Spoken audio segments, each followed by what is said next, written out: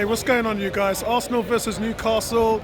Hope you guys are doing well. I'm just about to meet Gary on the lower tier, but I just wanted to say, last time I came here, we had that little dance hall thing going on now, and now there's cops standing here, and then there's cops piling up there.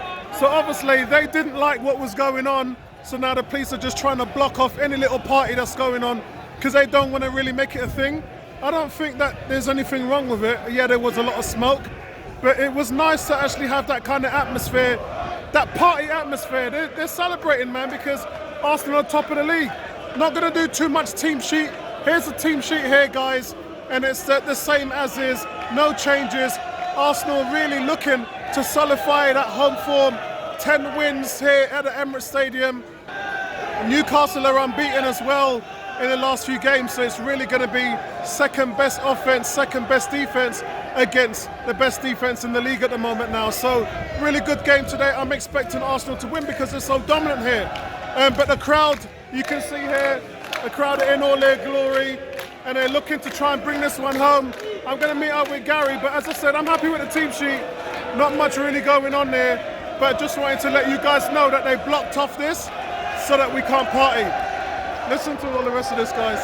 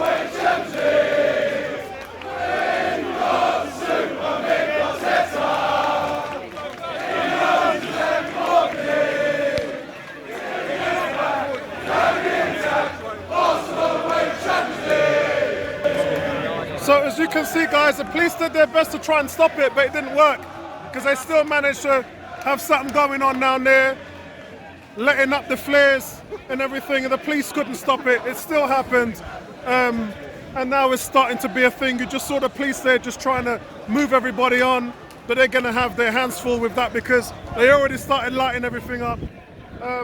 Seriously, if I was the police, I just would have let them go at it. There's no trouble there. They're not causing a fuss. And it's just one of those situations that ends up a little bit embarrassing. The police are looking at me now, probably going to come over here and have a word with me in a minute and ask me to try and delete the video. I don't think so. Well done to them guys up there, even though they still try to blank it out. The Arsenal fans remain supreme. Well done, guys. And look, there's no trouble there. No one's fighting.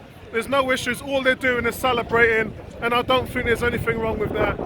You can see here now they're bringing in the police on their horses to try and see if they can try and maintain the crowd a little bit.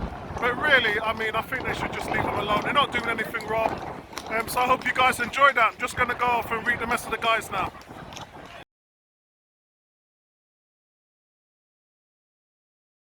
Yeah, that's about some of the worst officiating that I've seen for the first half. It's 0-0. And look, I think we came out bright first 20 minutes, looked really creative, and after that we just got a little bit sloppy, too many touches on the ball. Look, man, this is never going to be an easy game today. Our performance has just died off. We're lacking that little bit of quality in the midfield as well. All credit to them. You can hear the boos now because the officiating has been absolutely atrocious. I think we look a little bit timid playing the ball out the back with Gabriel. When Zinchenko's had the ball, he's looked useful with it. Although, that again, that's dying off a little bit. Nketiah, his hold-up play has been exceptional today. Odegaard just cannot go on the ball. They've got two men on him, so they're trying to take him out, which is Jurgen Klopp tactics against us. But because we've got a wealth of creativity in the team, you just expect to get a little bit more out of Saka and Martinelli. Saka's started the game really well, but Martinelli has not been at the races today. And I think you can't get worse in the second half. I just wanted it to get to half-time so that Arteta can regroup the lads. So hopefully that's what they're doing now, because the referee just playing with their heads. He's definitely got to get into them. I mean, they should be on 5 yellow cards, Newcastle, and the referee's just letting everything go. And the first sign of tackles by Arsenal, he's just coming at us with yellow cards. It's just not the type of officiating. Well, you're used to it at the Emirates, aren't you? But what's your thoughts on the first half? First half, we looked bright first 15, 20 minutes, and then we've just dropped. There hasn't really been no press. We're happy for Newcastle to have the ball. They haven't really caused us problems, but they're a good team, and you keep giving them the chances, the opportunities, they're going to hurt us. I think we need a few more runs past Eddie. When Eddie's dropping deep, we need people to get beyond him, and don't be scared to knock that ball over the top. Zinchenko, Gabriel or Saliba. Saliba played one over the top, didn't he? Yeah, he did. So let's get the ball, let's turn them around, because they're not the quickest at the back. There's a couple of times that Ben White's been running the overlap, and Saka hasn't looked for him there. And you know, you've got all of those tools that you can see that we can utilise. I think the Xhaka needs to be pushed up a little bit further up the pitch. There's times where he's been beyond the line and he's been playing 1-2s with Partey, trying to find a hole, and that's not really his game. You want him further up the pitch. You want Zinchenko to drop back deep a little bit and let him be the one that picks up the ball and starts the attack. Because you're not getting much out of Odegaard. They've already told you that we're taking Odegaard out of the game today, and that's Newcastle's tactics. That's what they're going to do today. So don't look much in terms of creativity from Odegaard. Most of your danger is going to come from the left-hand side. And that's where we are at the moment, guys. So look, we'll talk to you full time. I still think it's going to be 2-1, but the game's really tight at the moment. Yeah, game's very tight. I think it could be a 1-0 either way. Could be 1-0, yeah. All right, guys, talk to you full time, man.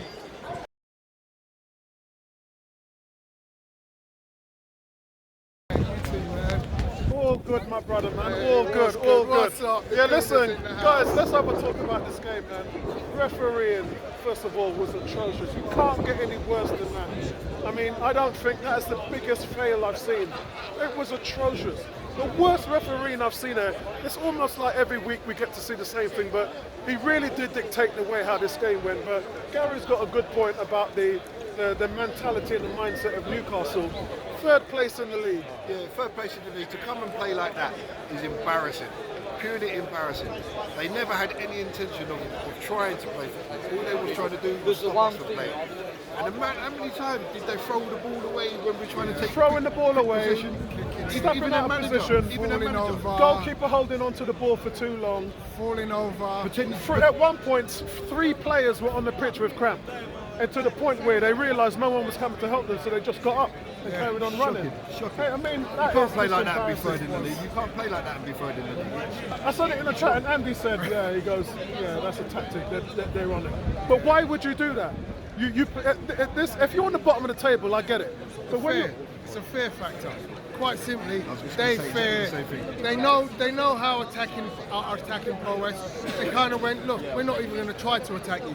We're just going to make sure you don't score. Yeah. I mean, that's why they're the best defence in the league. They stopped all their quick balls because Ramsdale had it in his hand a couple times. And Joe Linton, that big hefty lump Joe Linton, 6'4", built like a brick shit house. He's on the floor rolling around.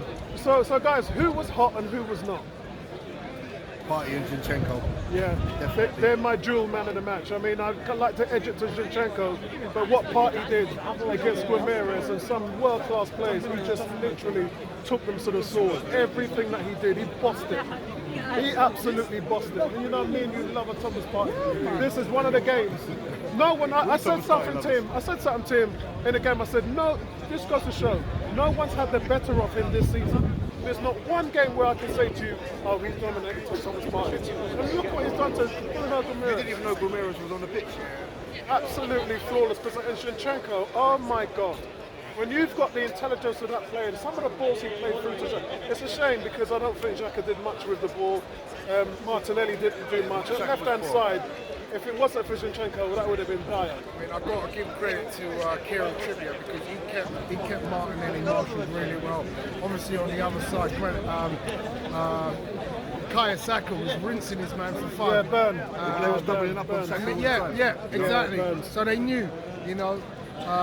Eddie done well. Eddie He done- had that done one well, chance. yeah. Good save from Pope. Yeah.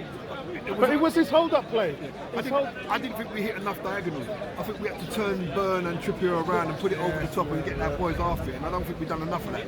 Because when we did do it, it caused them problems. You know, and we got behind them 2 or 3 times in the first half, 3 times down on the byline. We couldn't cut it back. And instead of cutting it back, we've gone tight and it's gone out for a corner. It's just like, come on, dude, play the high percentage ball. Don't try, don't try and skinny it in there. It was good performances by Partey and Zinchenko. I thought Ben White played well. I thought that Martinelli and Xhaka was just off the pace today. I thought Saka did over. I thought Saka was decent today. I'll definitely give him a second. Until today, that bench was weak. I was begging for Vieira to come. That's the thing. You kind of realise that, offensively, just didn't have the options. We brought in Tomiyasu, but it wasn't really what you were looking for. You were looking for a change up front, something to spark up front, and there wasn't anything on the bench that you could do. I mean, imagine you'll have a Smith Rowe coming on, Makalo Mudryk coming on, a Jesus at some point coming on, and that gives you a little bit more offense. Is that the truth? But you're not getting Vieira on it. I don't know why we didn't see Vieira on the pitch today.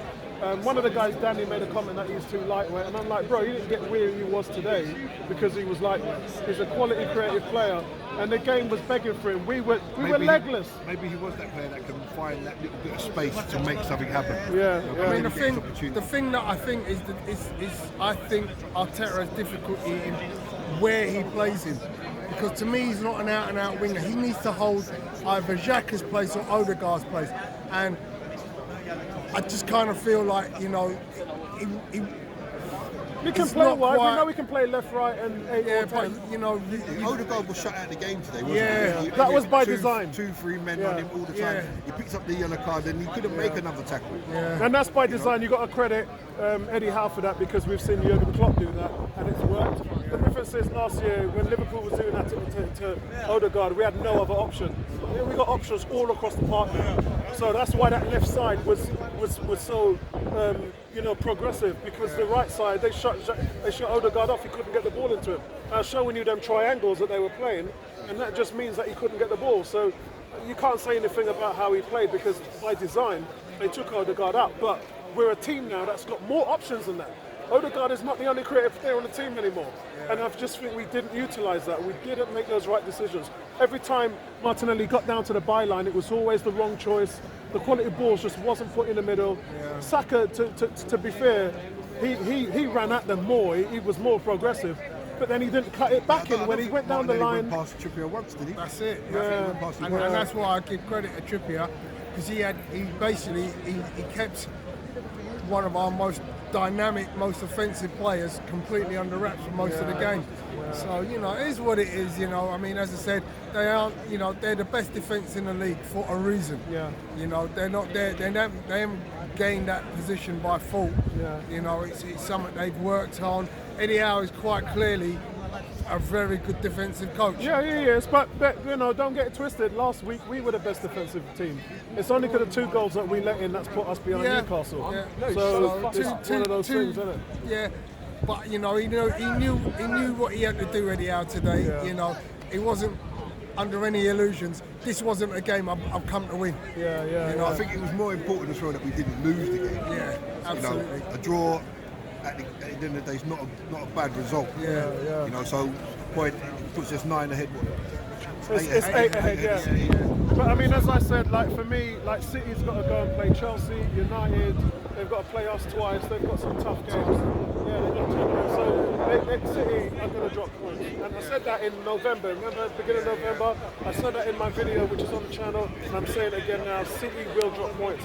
So for us, it's just about get something at Spurs, get something, get a winner against Brentford. Brentford's a team that's beating everyone else except for us.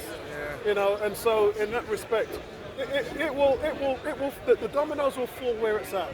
And I'm saying that because I don't think City will be able to maintain the wins. We'll watch it. We'll come into February and we'll talk about this again, and you'll see how many points the City has dropped. And it's just that kind of that's why we will win the league. We'll win the league based on the fact that City won't be able to maintain winning every single week like they did last time. With Sterling and Jesus, City was creating so much chaos in the front foot, in the final third, but now they've got one guy doing it. They're not getting much from anyone else. If Haaland picks up an injury, they're pretty much... Yeah, that's what I'm saying. But we're now that team. We're now that City. When you watch Arsenal play, we're creating the chaos. Chaos is coming from everywhere. It's coming from Odegaard, Xhaka, Saka, Martinelli, Nketiah. It's coming from everywhere. So that to be Smith Rowe and Mudryk. Yeah, exactly. So we're the team that are creating chaos. Today we weren't at the races. Everybody wasn't on, but we've got that in our locker. We've had a tough schedule, the way to Brighton and then home against these two of the top 7. Yeah. You know, Brighton was a tough game. We won 4-2. Yep. You know, coming into an equally tougher game. Yeah.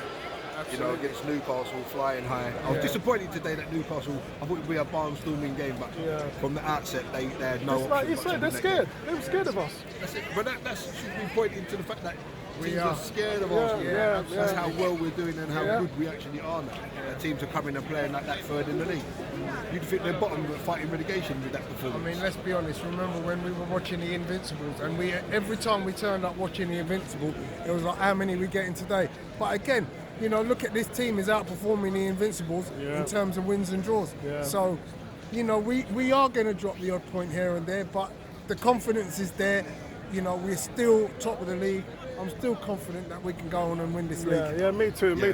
All right, that's it from us, guys. I'm going to go and grab some rice and peas and jerk chicken across the road there. I'll probably be with you on Thursday evening. I'm going to try and do a late podcast there. I'm getting my boy from Canada, Neomis, to come on. So he's going to have a little word, so I'm going to be late, 10:30, and then we'll kind of catch up with you guys then. All right, man. Peace out, guys. Take care. Nice one.